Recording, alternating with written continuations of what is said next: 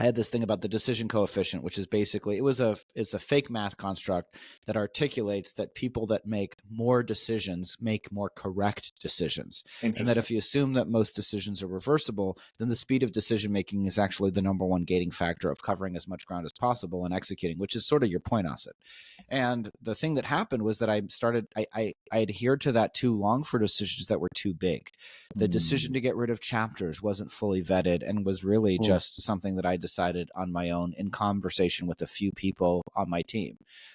Decision to raise prices to our current price points over the last couple of years, not really a decision that I talked to a lot of people about. Certain big things that we did, I didn't really vet. And listening to Lex Friedman interview Jeff Bezos, one of the things that he talks about is the pursuit of truth. And for big decisions, you want to keep pursuing the truth as much as possible. And that's something that takes a long time, that bores me sometimes. And so I fell in love with and I think I've talked about this in the past, but one of the big evolutions for me as a leader is I used to think that if I felt something strongly in my intuition, that therefore it was true, or most likely to be true, and there wasn't necessarily a need for a lot of debate, and we should just do it.